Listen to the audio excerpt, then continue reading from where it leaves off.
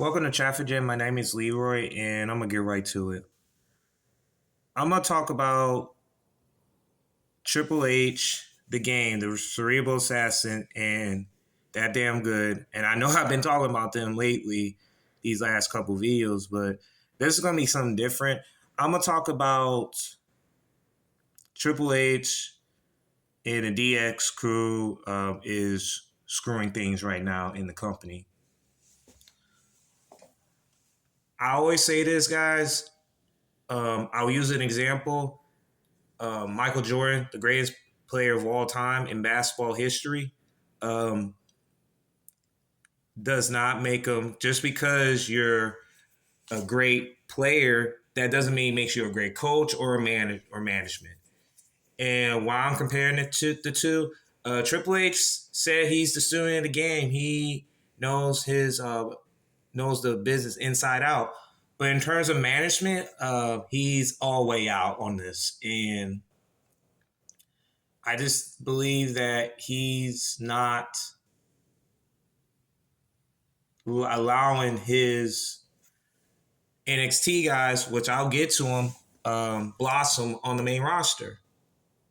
I understand that NXT right now I always heard that AEW is better. The only reason why I watch it every now and then, but not watch it all the time, is because it's like a college level pro wrestling program. Like it's like you're going to college and you're honing your craft and you're developing your skills as you collect more championship and get more recognition. But I always say this: once you go to the main roster, man, it's a different ball game, and you get lost in show. So it's like the industry ocean of thing in pro wrestling and WWE. And I just believe that Triple H, with this going on right now for him, is if he continues to do press conferences, like I always say, they shouldn't do press conferences. And if he continues to put his face on everything he does, and I know he always say I'm not gonna call by his real name, but if you go watch that every show of the last minute, like towards the end of the credits, you'll see his name on there. So you can't say he's put himself over and 100 times fold. Executive producer of the show. So he has hands on what goes on behind the scenes. And I just feel that Triple H is going to walk in a thin line, and because he's the game, he knows everything. He's the steward of the game. Is his ego will drive him out of the company, and I know and I do say this, if they do let him go, man, do you think the rest of the wrestlers will walk out with him? That's going to be the big question, though. But I always say this: TKO is getting throwing stones at their castle by their own people, and they still is. And I'm not saying that most of the wrestlers will walk out, but I always say this: like, if you're going to do that, man, have the wrestlers be heard if you want to do it the correct way. And I don't see that happening because TKO is like a mafia. They run business behind the scenes that people don't know. And there's been people that say stuff out there we don't know what has happened. I can always say that the example of R-Truth was getting paid less. That's what I'm hearing.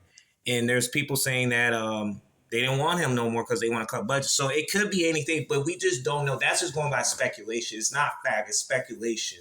We're all spectators on what they do. But in terms of Triple H and why it has ties with him, he's put himself over 100 times fold, man, and it's killing his image as the rest that we know as Triple H, the game.